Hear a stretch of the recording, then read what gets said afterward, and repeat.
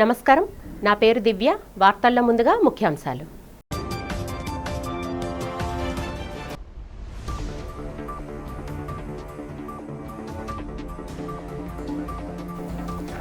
రాష్ట్రంలో నదులన్నింటినీ అనుసంధానం చేయడమే తన లక్ష్యమంటున్న ముఖ్యమంత్రి నారా చంద్రబాబు నాయుడు.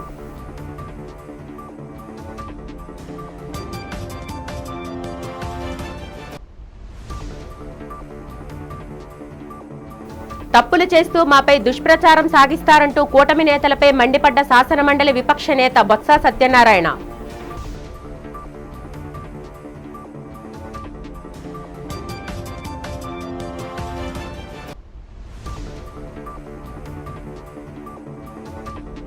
ఏయూ శతాబ్ది ఉత్సవాలను ఘనంగా నిర్వహిస్తామంటున్న ఏయూ ఉపకులపతి ఆచార్య రాజశేఖర్.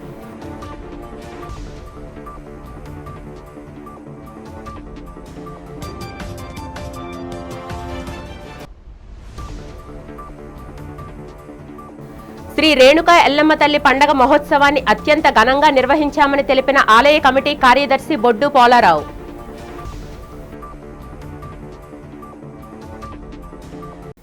రాష్ట్రంలోని నదులన్నింటినీ అనుసంధానించడమే తన లక్ష్యమని రాష్ట్ర ముఖ్యమంత్రి నారా చంద్రబాబు నాయుడు తెలిపారు.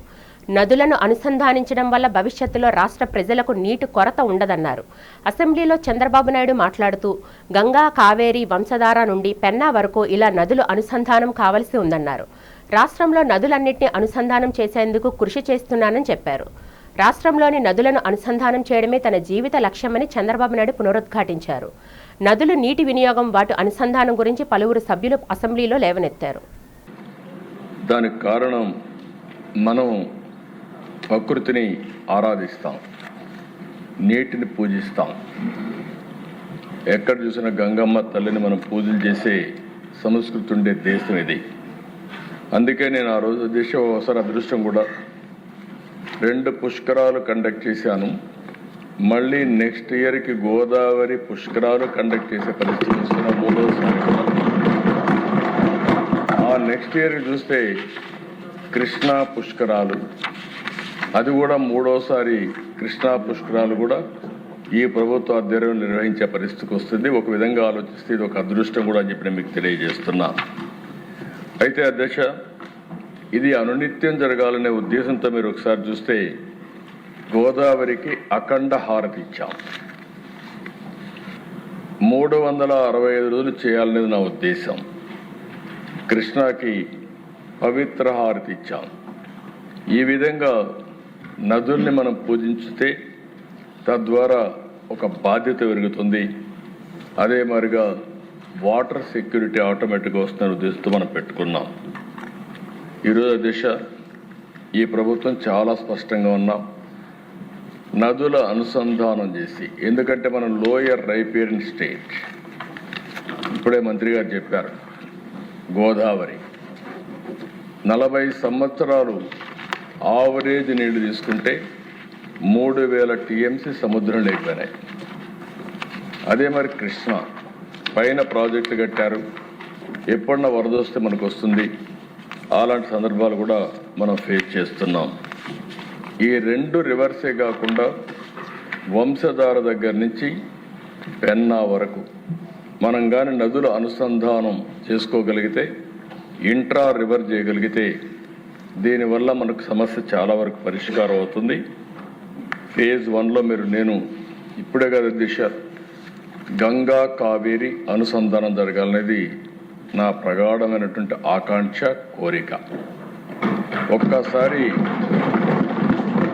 ఏదైతే ఈరోజు దేశంలో ఒక చిన్న ఆలోచనతో మొదలుపెట్టినటువంటి నేషనల్ హైవేస్, రాష్ట్రంలోని కూటమి ప్రభుత్వంపై ఆంధ్రప్రదేశ్ శాసనమండలి విపక్ష నేత బొత్స సత్యనారాయణ విరుచుకుపడ్డారు. మీడియాతో ఆయన మాట్లాడుతూ కూటమి నేతలు అన్ని అబద్ధాలే చెబుతున్నారని విమర్శించారు. తప్పులు వారు చేసి అన్ని తమపైనే రుద్దుతున్నారని మండిపడ్డారు. ప్రతి తప్పిదాన్ని తమ పార్టీపైకి నెట్టడాన్ని ఖండించారు. తిరుమల లడ్డూ విషయంలో కూటమి ప్రభుత్వం అసత్య ప్రచారాన్ని సాగించిందని బొత్స ఆరోపించారు. శాసనమండలిలో కూటమి నేతలు వ్యవహరించిన తీరును తప్పుపట్టారు. రాష్ట్ర ప్రభుత్వ తీరును ప్రజలు గమనిస్తున్నారని అన్నారు. ఆంధ్ర ముఖ్యమంత్రి చంద్రబాబు నాయుడు గారితో వాళ్ళ పరిచయాలు, సంబంధాల ప్రకారం ఆ చెప్పిన మాటని వాస్తవం అని చెప్పి వీళ్ళు వచ్చి మాట్లాడే రీతిలో మాట్లాడారు.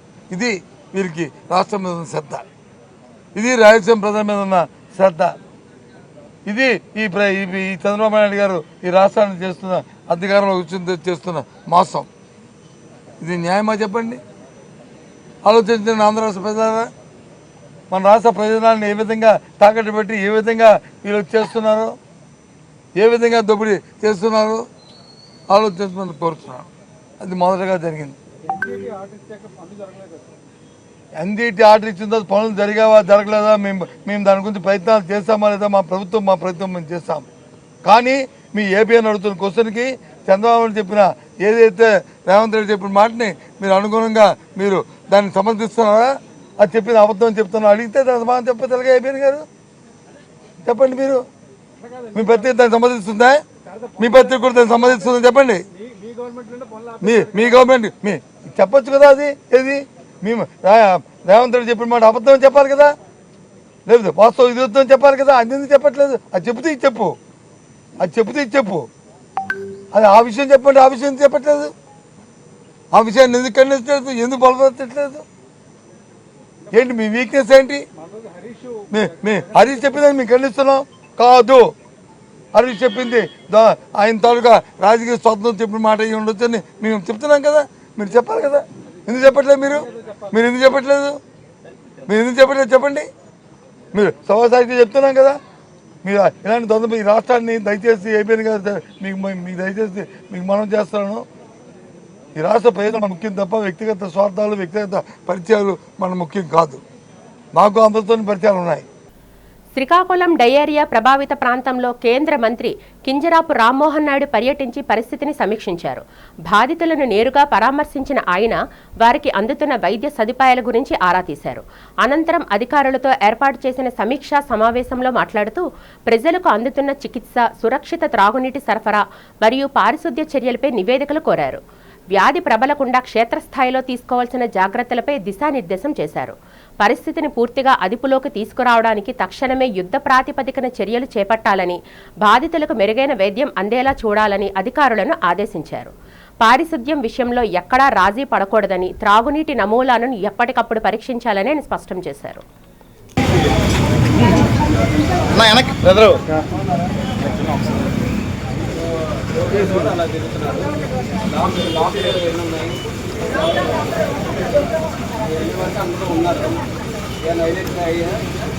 ఆంధ్రప్రదేశ్ శాసనమండలి సమావేశం వాడివేడిగా జరిగింది. అధికార విపక్ష నేతల మధ్య వాద ప్రతిపాదనలు, పరస్పరం విమర్శలు గుప్పించుకున్నారు. తిరుమల లడ్డు అంశంపై శాసన మండలిలో లఘు చర్చ జరిగింది. ముందుగా రాష్ట్ర మంత్రి పయ్యావుల కేశవ్ తమ స్టేట్మెంట్ వినిపిస్తామని పట్టుబట్టారు. అయితే విపక్షాలకు అనుమతి ఇచ్చిన తర్వాతనే స్టేట్మెంట్కు అవకాశం కల్పిస్తామని మండలి చైర్మన్ స్పష్టం చేశారు. ఈ దశలో సభ్యుల మధ్య వాగ్వాదం జరగడంతో చైర్మన్ సభను శుక్రవారం నాటికి వాయిదా వేశారు. మొన్న కూడా తమ దృష్టికి తీసుకొచ్చారు. మొదటి రోజు మనం హౌస్ లో మాట్లాడింది, ఆ హౌస్ లోను ఈ హౌస్ లోను 1 అవర్ క్వశ్చన్ అవర్ జరపాలి. దాని పేరే క్వశ్చన్ అవర్ 1 అవర్ వైలేషన్ వచ్చింది. సరే, మీరు ప్రాధాన్యత అనుకున్నారు, ప్రభుత్వం సిద్ధంగా ఉంది కాబట్టి చేస్తున్నాం కాబట్టి మేము చెప్తా పోతా ఉన్నాం అధ్యక్ష. ప్రతిరోజు ఎక్కడ కూడా డివేషన్ ప్రశ్నలు అడిగేటువంటిది వాళ్ళు అడిగినప్పుడు ఈ ప్రశ్నకు సమాధానం ఏం చెప్పాలి అనేటువంటిది వాళ్ళు డిసైడ్ చేయరు అధ్యక్ష, ప్రభుత్వం డిసైడ్ చేస్తుంది అధ్యక్ష. వాస్తవాలు ఏంది అనేటువంటిది ప్రభుత్వం చెప్తుంది. వాళ్ళు వినాలనుకున్న సమాధానం చెప్పడానికి మేము ఇక్కడ లేము అధ్యక్ష. వాళ్ళు ప్రశ్న వేసే ముందు వాళ్ళు ఆలోచించుకోవాలి. ఈ రాయలసీమ ఎత్తిపోతల పథకం మీద అడిగితే ఇది తిరిగి మన మెడకు చుట్టుకుంటుందా లేదా అన్నటువంటి ఆలోచన వాళ్ళకు ఉండాలి అధ్యక్ష. లేకుండా ప్రశ్నలు వేసి వాస్తవాలు వినడానికి వాళ్ళకు ఓపిక లేకుండా పోతే దానికి మేమెట్లా బాధ్యులం అధ్యక్ష? రాజమహేంద్రవరం కిమ్స్ ఆసుపత్రిలో చికిత్స పొందుతున్న కల్తీ పాలు బాధితులను రాష్ట్ర పర్యాటక శాఖ మంత్రి కందుల దుర్గేష్ గురువారం పరామర్శించారు. బాధితుల ఆరోగ్య పరిస్థితిని వైద్యులను అడిగి తెలుసుకున్న ఆయన బాధితులకు ప్రభుత్వం అన్ని విధాలా అండగా ఉంటుందని భరోసా ఇచ్చారు. ఈ సందర్భంగా మంత్రి మాట్లాడుతూ ముఖ్యమంత్రి చంద్రబాబు నాయుడు ప్రకటించిన 10 లక్షల పరిహారాన్ని బాధితులకు అందజేస్తామని, వైద్య ఖర్చులన్నీ ప్రభుత్వమే భరిస్తుందని స్పష్టం చేశారు. నిపుణుల పర్యవేక్షణలో మెరుగైన వైద్యం అందిస్తామని, కలెక్టర్ చొరవతో ఫోమీ డీజిల్ డ్రగ్ను అందుబాటులోకి తెచ్చామని వివరించారు. కల్తీకి కారణమైన నిందితులపై ఉక్కుపాదం మోపుతామని, ఎవరినీ వదిలే ప్రసక్తి లేదని హెచ్చరించారు. భవిష్యత్తులో ఇలాంటి ఘటనలు పునరావృతం కాకుండా రాజమహేంద్రవరంలో అత్యాధునిక టెస్టింగ్ సెంటర్ ఏర్పాటుకు కృషి చేస్తానని మంత్రి హామీ ఇచ్చారు. అందులో 4 వెంటిలేటర్ మీద ఉన్నారు. కొంతమందికి ఇప్పుడిప్పుడే యూరిన్ అవుట్పుట్ స్టార్ట్ అవుతుంది. అదొక గుడ్ సైన్గా డాక్టర్లు చెప్తా ఉన్నారు. యూరిన్ అవుట్పుట్ మొదలైతే కొంచెం మళ్ళీ ఇతర ఆర్గాన్లు కూడా బాగా పనిచేసి నెమ్మదిగా ఆరోగ్యం చేకూరే అవకాశం ఉందనేటువంటి మాట వారు చెప్తున్నారు. మేము భగవంతుడిని ప్రార్థిస్తున్నాం. తప్పనిసరిగా ఇప్పటి వరకు జరిగిన సంగతులు ఒక పక్కన బాధగా ఉన్నాయి కనుక కనీసం వీరైనా సరే ఆరోగ్యం చేకూర్చుకుని ప్రాణాలతో బయటపడాలనేటువంటి మాటని మనస్ఫూర్తిగా నమ్ముతూ దీనికి ప్రభుత్వం వెంటనే స్పందించింది. జిల్లా యంత్రాంగం, కలెక్టర్ గారు కానీ, మా డిఎంఎన్హెచ్ఓ కానీ వీరందరూ కూడా వెంటనే దీని మీద చర్యలు తీసుకుని ఎలా జరిగింది ఇది అనేటువంటి కోణంతో పాటు వీరికి వెంటనే చికిత్స అందించేటువంటి కారణాలను కూడా చూడడం జరిగింది. ఒకే కుటుంబంలో 4-5కి ఈ రకమైనటువంటి ఎఫెక్ట్ రావడం వల్ల ఇదేమన్నా ముందు ఏదైనా ఆ కుటుంబం మీద థ్రెట్ జరిగిందా అనేటువంటిది ఒక ఆలోచన వెళ్ళింది. కానీ తర్వాత ఒకే ప్రాంతంలో ఉన్నటువంటి 15 మందికి ఈ రకంగా రీనల్ ఫెయిల్యూర్ జరగడంతో ఇదంతా కూడా పాల కల్తీ వల్ల జరిగిందనేటువంటిది ప్రాథమిక సమాచారం. దీనికి సంబంధించినటువంటి సంపూర్ణమైనటువంటి సమాచారం కావాలంటే మనకి 1-2 రోజుల్లో వచ్చేటువంటి ఫోరెన్సిక్ రిపోర్ట్స్ ద్వారా తెలుస్తుంది. అవన్నీ చూసిన తర్వాత ఆ ల్యాబ్ నుంచి వచ్చే రిపోర్ట్స్ చూసిన తర్వాత ఎక్కడ జరిగింది పొరపాటు అనేటువంటిది అర్థమవుతుంది. ఆంధ్ర యూనివర్సిటీ శతాబ్ది ఉత్సవాలను అత్యంత ఘనంగా నిర్వహించినట్లు విశ్వవిద్యాలయం ఉపకులపతి ఆచార్య జి రాజశేఖర్ తెలిపారు. ఏయూ అకాడమిక్ సెనెట్ హాల్లో జరిగిన మీడియా సమావేశంలో శతాబ్ది ఉత్సవాల భాగంగా చేపట్టబోయే కార్యక్రమాల వివరాలను తెలిపారు. ఈ నెల 28న సైన్స్ డే సందర్భంగా ఏయూ కన్వెన్షన్ హాల్లో కార్యక్రమాలు నిర్వహిస్తున్నట్లు చెప్పారు. సైన్స్ డే పురస్కరించుకొని ఫ్యాకల్టీకి, విద్యార్థులకు ఉపయోగపడే అన్ని కార్యక్రమాలు నిర్వహిస్తామన్నారు. అదేవిధంగా ఈ నెల 27న పూర్వ విద్యార్థుల సమ్మేళనాన్ని నిర్వహించినట్లు చెప్పారు. ఈ సమ్మేళనంలో ఎందరో ప్రముఖులు పాల్గొంటారని ఆచార్య రాజశేఖర్ తెలిపారు. 500 మందికి పైగా పూర్వ విద్యార్థులు పాల్గొంటారని చెప్పారు. ఎంతో ఉన్నత స్థానాల్లో ఉన్న పూర్వ విద్యార్థులు ఈ సమ్మేళనంలో భాగస్వామ్యం అవుతారని తెలియజేశారు. మీడియా సమావేశంలో ఆచార్యులు సంధ్య, అనురాధ, రాజు తదితరులు పాల్గొన్నారు. శతాబ్దోత్సవాలు నిర్వహించే ఏ సంస్థ అయినా కనీసం 3 సంవత్సరాల ముందర కార్యక్రమాలు రూపొందించి సమాయత్తం అవ్వాలి. అది నేను జాయిన్ అయినప్పటికీ అది కనపడలేదు. పదే నా వైఫల్యం చెప్తున్నారు కాబట్టి నేను డిఫెండ్ చేసుకోవాల్సిన అవసరం నాకుంది. సో నేను వచ్చాక విత్ ఇన్ లిమిటెడ్ పీరియడ్లో ఎటువంటి కార్యక్రమాలు చేయాలని అది ముందుకు వెళ్తూ ఆ కార్యక్రమం సంబంధించి ప్రెస్ మీట్ కానీ లేదంటే ప్రెస్ నోటు, ఫొటోసు, ఆ కార్యక్రమం వివరాలు, అందులో ఏ ఎక్స్పర్ట్స్ వచ్చారు, ఎటువంటి కార్యక్రమాలు జరుగుతున్నాయి అన్నవి మీ పేపర్లో కూడా చాలా రోజు వస్తున్నాయి. ఏయూ సమాచారం కానీ లేకపోతే ఏయూకి సంబంధించిన న్యూస్ ఐటమ్స్ విస్తృతంగా మీరందరూ కవర్ చేశారు. తప్పకుండా కృతజ్ఞతలు. అలా కాకుండా కొత్త ప్రాజెక్ట్స్ ఏవైతే మనం తేవాలో తప్పకుండా ఈ సమయం చాలదు. కొత్త ప్రాజెక్ట్స్ సంబంధించి ఒక ప్రణాళిక, కాంక్రీట్ ప్రణాళిక ఎగ్జిక్యూటివ్ కౌన్సిల్కి తీసుకురావడం జరుగుతుంది. అది అప్రూవ్ అయిన వెంటనే సింగిల్ పాయింట్ ఎజెండాగా పెట్టి ప్రెస్ నోట్లో అది ఖచ్చితంగా అది మీ అందరికీ తెలియజేయవలసిన అంశం. ఎందుకంటే ఆ కొత్త ప్రాజెక్ట్స్, అటువంటి ప్రాజెక్ట్స్ ఉన్నాయి. ప్రెస్ మీట్ అన్నది యూనివర్సిటీలో జనరల్గా ఒక మీడియా హౌస్, పిఆర్ఓ ఉంటారు. సో వారు ఎంత విస్తృతంగా ఈ కార్యక్రమాలని మీడియాలో తీసుకువెళ్ళాలి అనే దాన్ని బట్టి కూడా ఆధారపడి ఉంటుంది. సో మా వైపు నుంచి కృషి ఉంది. పేపర్లో మీరే కవర్ చేస్తున్నారు. సమయాభావం వలన కొన్ని చేయలేకపోయాం. ఎందుకంటే ఇంత పెద్ద యూనివర్సిటీలో జనరల్ అడ్మినిస్ట్రేషన్, అలాగే గత కొన్ని ఏళ్లగా వచ్చే ఇబ్బందులు, ఎగ్జామ్ ఉదాహరణకి మనం ఇప్పుడు 2026లో ఉన్నాం. ఒక ఉద్యోగి 2010వ సంవత్సరంలో ఈ రకమైన ఇబ్బంది జరిగింది, ఇప్పుడు దాన్ని మీరు సాల్వ్ చేయండి. అలా ఒక ఉద్యోగి 2015లో అప్పుడు పరిస్థితులు వేరు, అప్పుడు జీవోలు వేరు, ఆ తర్వాత రకరకాల జీవోలు మారి ఉండొచ్చు. ఆ ప్రాబ్లమ్స్ ఇప్పుడు సాల్వ్ చేయడానికి చేయగలమా లేదా? సో ఇటువంటి రెగ్యులర్ రివ్యూస్ అడ్మిన్ అలాగే విద్యార్థులు వసతి గృహాలు 100 ఏళ్ళు అయ్యాయి, కొంచెం ఇబ్బందులు ఉండొచ్చు.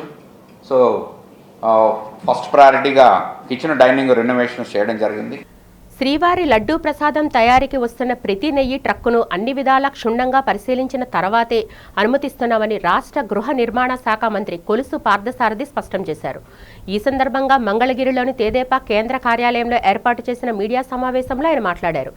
కూటమి ప్రభుత్వ హయాంలో జరుగుతున్న అభివృద్ధి పనులపై వైసీపీ నేతలు కావాలనే విష ప్రచారం చేస్తున్నారని ఆయన మండిపడ్డారు. గత వైసీపీ ప్రభుత్వం తీవ్రంగా నిర్లక్ష్యం చేసిన సాగునీటి ప్రాజెక్టులను ప్రస్తుత కూటమి ప్రభుత్వం ప్రాధాన్యత క్రమంలో నిర్మిస్తుందని వివరించారు. కల్తీ నెయ్యిని వినియోగించి శ్రీవారి లడ్డూ ప్రసాదాన్ని అపవిత్రం చేయడమే కాకుండా తప్పు చేసిన వారే తిరిగి ఎదురుదారికి దిగడం సిగ్గుచేటని మంత్రి ఆగ్రహం వ్యక్తం చేశారు.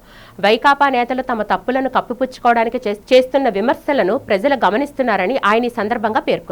వస్తున్న లక్షల కోట్ల పెట్టుబడులు కానివ్వండి, ఈ రాష్ట్రంలో గత ప్రభుత్వం నిర్వాహకం మూలంగా మూలన పడ్డ ఇరిగేషన్ ప్రాజెక్టులన్నీ కూడా పూర్తిగా వస్తున్న దశ కానివ్వండి,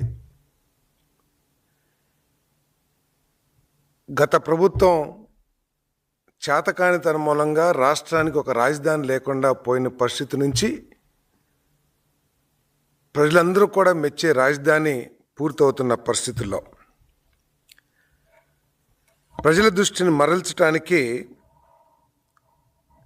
ఈ అభివృద్ధిని కార్యక్రమాలన్నింటినీ కూడా చూసి తట్టుకోలేక ప్రజల దృష్టిని మరల్చడానికి వైసీపీ నాయకులు అబద్ధాలని మాదే పేపరు మాదే టీవీ అనే ఉద్దేశంతో సాక్షి టీవీ ఛానల్స్ను ఉపయోగించుకుని అబద్ధాలు ప్రచారం చేయటం నిజంగా సిగ్గులేనితనం అని చెప్పేసి నేను భావిస్తా ఉన్నా. నేను ప్రత్యేకంగా ఈ లడ్డు విషయంలో కల్తీ జరిగిందనేది నిర్వివాదాంశం.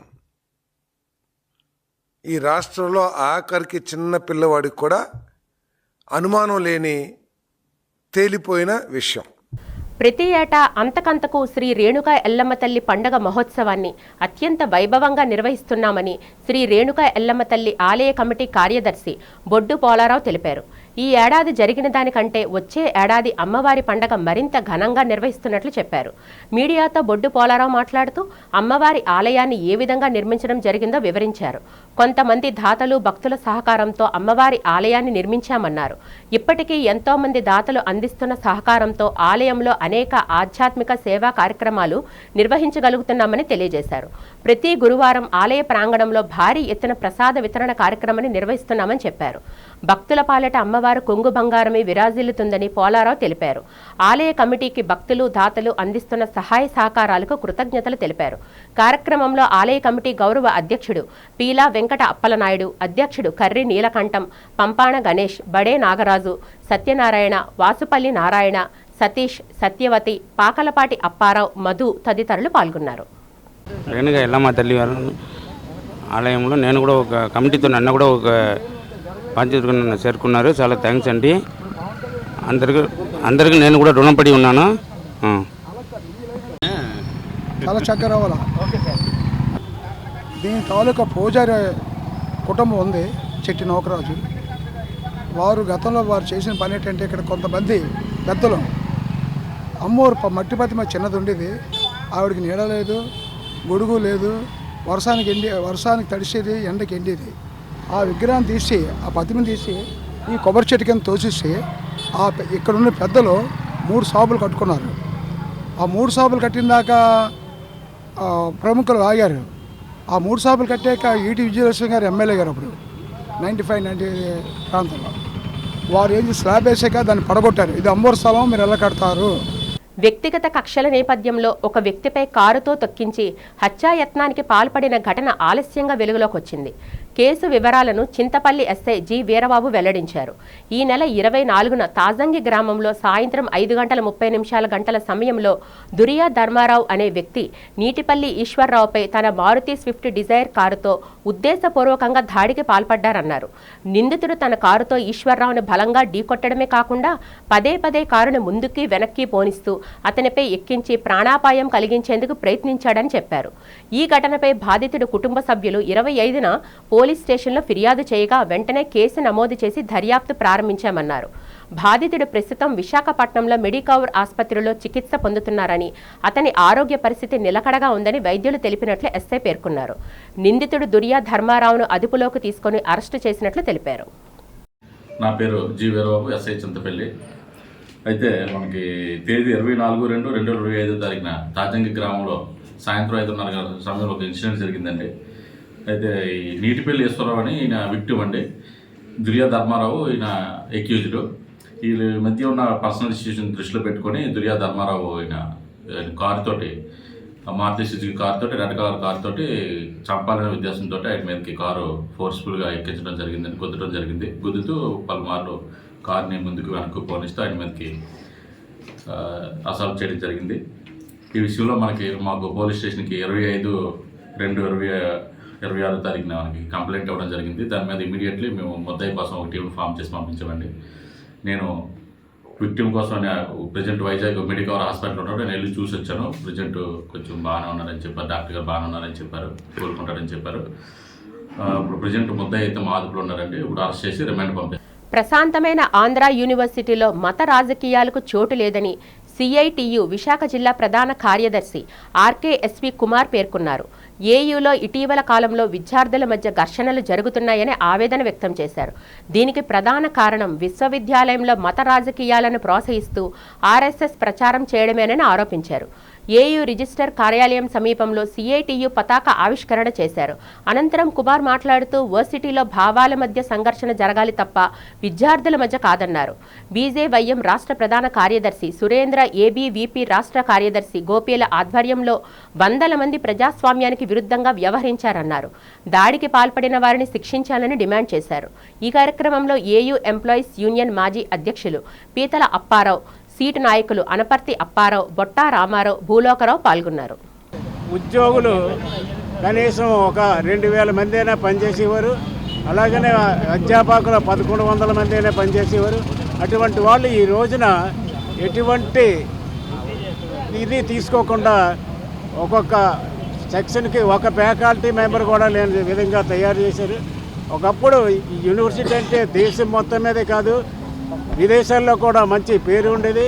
ఇక్కడి నుంచి ఉన్న వాళ్ళే విదేశాలకి గెస్ట్ ఫ్యాకల్టీగా వెళ్ళి అక్కడ లెక్చర్లు ఇచ్చి కూడా వచ్చేవారు. కానీ ఈ రోజున అటువంటి పరిస్థితి లేదు. ఒకప్పుడు ఇక్కడ యూనివర్సిటీలో రీసెర్చ్ అనేది చాలా బాగుంది. యూనివర్సిటీ అనేదే రీసెర్చ్ బేస్డ్గా ఉంటుంది. కానీ అటువంటి యూనివర్సిటీ ఈ రోజున ఎక్కడ రీసెర్చ్ అనేది లేకుండా చేశారు. ఆ విధంగా చేయడమే కాకుండా ఇక్కడ ప్రస్తుతం ఉన్న ప్రభుత్వాలు ఈ యూనివర్సిటీని ఏ విధంగా ముయ్యాలి, అలాగే యూనివర్సిటీనే కాదు విద్యని ఏ విధంగా ప్రైవేట్ చేయాలి అనే దీని మీద వాళ్ళొక ఉద్దేశపూర్వకంగానే ఇటువంటి అల్లర్లు యూనివర్సిటీల్లో సృష్టించి ముందుకెళ్లకుండా చేయాలని దాన్ని ఇది సరిగ్గా పనిచేయడం లేదని ప్రైవేట్ వాళ్ళకి ఇవ్వాలనే ఉద్దేశంతోనే చేశారు. అదేవిధంగా ఇక్కడ యూనివర్సిటీలో పనిచేస్తున్న ఉద్యోగులు ఇంతకుముందు ఆంధ్ర యూనివర్సిటీలో గతంలో ఎప్పుడూ లేని విధంగా విద్యార్థుల మధ్యన ఘర్షణలు సృష్టించడం కోసం బీజేపీ పార్టీ, దాని అనుబంధంగా ఉన్నటువంటి ఆర్ఎస్ఎస్, ఏబీవీపీ తీవ్రంగా కుట్ర పన్నుతున్నాయి. ఆంధ్ర యూనివర్సిటీలో 17వ తారీఖు నాడు ఆర్ఎస్ఎస్ కార్యకలాపాలు నిర్వహిస్తుంటే లోపలుండే విద్యార్థులు ఇక్కడ మత రాజకీయాలు చేయడానికి వీల్లేదు అని చెప్పారని, వాళ్ళ మీద దాడి జరిగిందని యూనివర్సిటీ లోపల పరస్పరం ఒకరికొకరు కంప్లైంట్లు ఇచ్చుకొని ఆరోపణలు చేసి ఆందోళన చేశాయి. కానీ 21వ తారీఖు నాడు కొంతమంది అల్లరిమోకలు, ముఖ్యంగా సురేంద్ర బీజేవైఎం రాష్ట్ర ప్రధాన కార్యదర్శిగా ఉన్నాడు ఆయన, అలాగే ఏబీవీపీ రాష్ట్ర ప్రధాన కార్యదర్శి గోపి, వీరి ఇద్దరు ఆధ్వర్యంలో కొన్ని వందల మంది బయట వాళ్ళని గుమ్ముగూడి యూనివర్సిటీ ప్రధాన ద్వారం దగ్గరికి వచ్చి రెచ్చిపోయి గుండాల్లాగా, రౌడీల్లాగా బిహేవ్ చేసి ఇక్కడ ఉన్నటువంటి జెండా పోల్స్ లోపల గొడవకి ఇక్కడున్న జెండా పోల్స్కి సంబంధం ఏం లేదు, వాటన్నింటినీ విరిచేసి వాటి కింద జెండాలన్నీ తొలగించి ఇష్టం వచ్చినట్టు నోటికి పేలాపలను పేలారు. ప్రజా సహకారంతో సర్వైకల్ క్యాన్సర్ రహిత దేశంగా తీర్చిదిద్దడం సాధ్యపడుతుందని మెడికవర్ ఉమెన్ అండ్ చైల్డ్ ఆసుపత్రి వైద్య నిపుణురాలు డాక్టర్ రమాదేవి అభిప్రాయపడ్డారు. ఆసుపత్రిలో జరిగిన మీడియా సమావేశంలో ఆమె మాట్లాడుతూ ప్రత్యేక 75,000 మందికి పైగా క్యాన్సర్ వ్యాధి బాధపడుతున్నారని ఆవేదన వ్యక్తం చేశారు. సర్వైకల్ క్యాన్సర్ను నివారించేందుకు విధిగా 9 నుంచి 14 ఏళ్లలోపు పిల్లలు వ్యాక్సిన్ తీసుకోవాలని సూచించారు. 30 ఏళ్లు పైబడిన వారు ఏడాదికి ఒక్కసారైనా క్యాన్సర్ నిర్ధారణ వైద్య పరీక్షలు చేయించుకోవాలన్నారు. దీనివల్ల క్యాన్సర్ లక్షణాలు బయటపడితే ప్రారంభ దశలోనే వైద్య సేవలు పొందితే క్యాన్సర్ నివారణ సాధ్యమవుతుందన్నారు.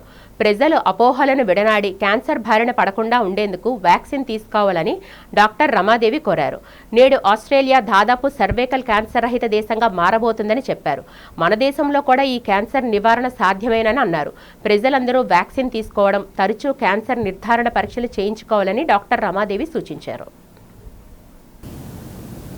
నమస్తే అండి, నా పేరు డాక్టర్ రమాదేవి. నేను మెడికవర్ విమెన్ అండ్ చైల్డ్ హాస్పిటల్లో కన్సల్టెంట్గా పనిచేస్తున్నాను. ఈరోజు క్యాన్సర్ గురించి కొంచెం మాట్లాడాలనుకుంటున్నాను. మనందరికీ తెలుసు, సొసైటీలో క్యాన్సర్ బర్డెన్ అనేది చాలా పెరుగుతుంది. మనం ఇండియాలో కనుక తీసుకుంటే ఎవ్రీ ఇయర్ 75,000 మంది కన్నా ఎక్కువ మంది క్యాన్సర్ సర్విక్స్ అనే వ్యాధితో మరణించడం అనేది మనం చూస్తున్నాం అనమాట.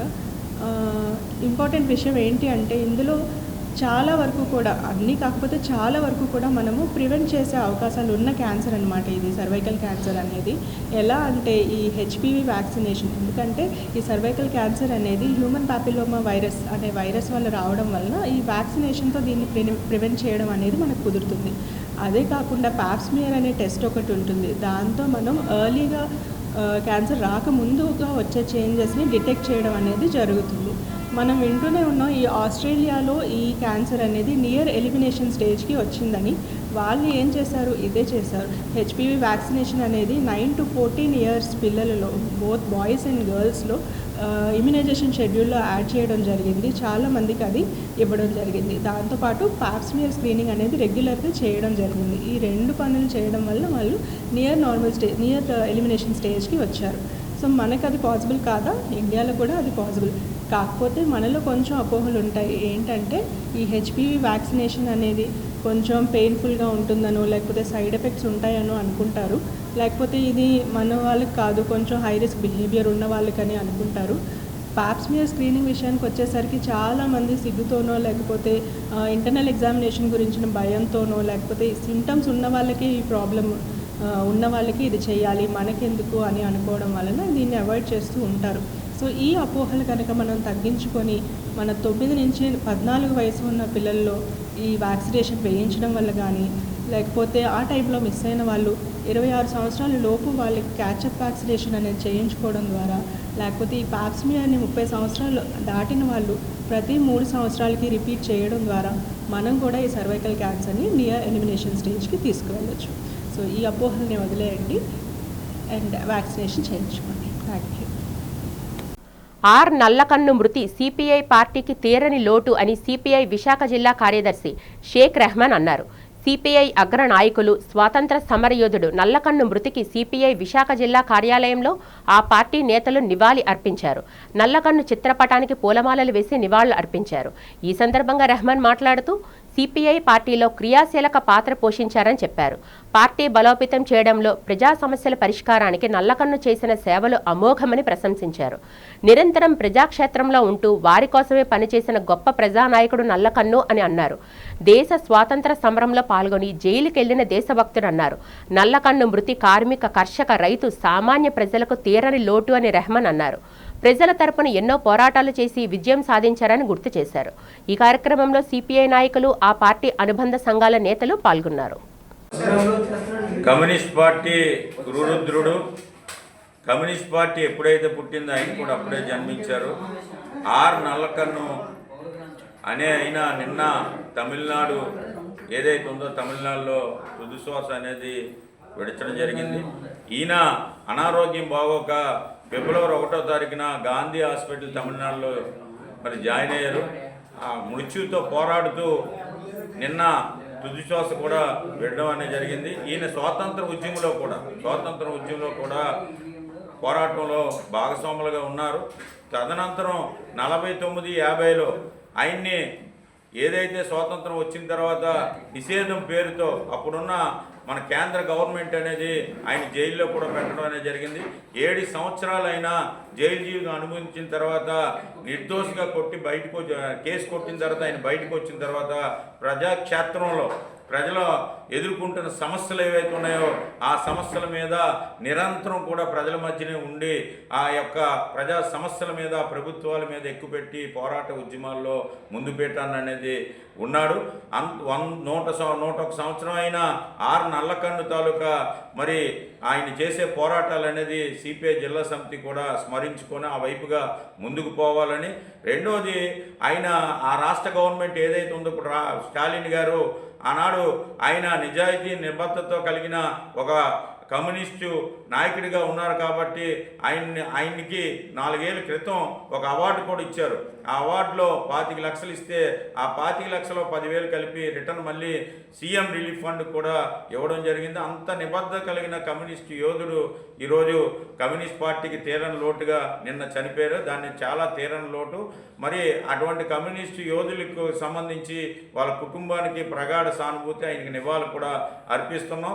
ఆ తాలూకా ఆయన చేసే త్యాగాలు, పోరాటాలు, ఉద్యమాలు కూడా ఇప్పుడున్న కమ్యూనిస్టులు తాలూకా ఈ తరం కూడా దాన్ని నెమరేసుకొని ఆ వైపుగా ప్రజా ఉద్యమాలు ప్రజాక్షేత్రంలో ఉండి ప్రజా అవసరాల గురించి పోరాట ఉద్యమాల్లో ముందుండి 6 నల్లకన్నులకి పూర్తిగా సిపిఐ జిల్లా సమితి తరపున నివాళులు అర్పిస్తూ మేము ముగిస్తున్నాం. జోహార్ నల్లకన్ను. జోహార్ జోహార్.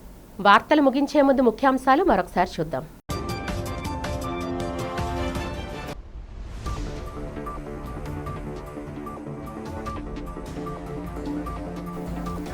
రాష్ట్రంలో నదులన్నింటినీ అనుసంధానం చేయడమే తన లక్ష్యమంటున్న ముఖ్యమంత్రి నారా చంద్రబాబు నాయుడు.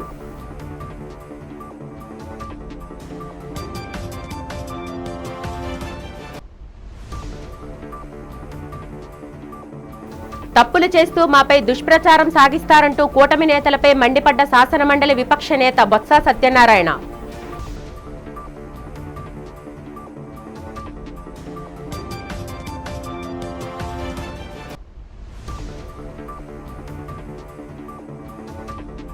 ఏయూ శతాబ్ది ఉత్సవాలను ఘనంగా నిర్వహిస్తామంటున్న ఏయూ ఉపకులపతి ఆచార్య రాజశేఖర్.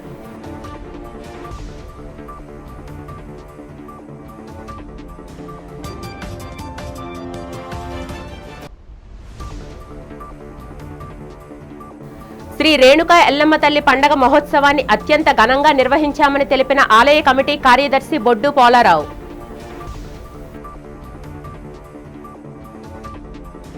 ఈ వార్తలు ఇంతటితో సమాప్తం. నమస్కారం.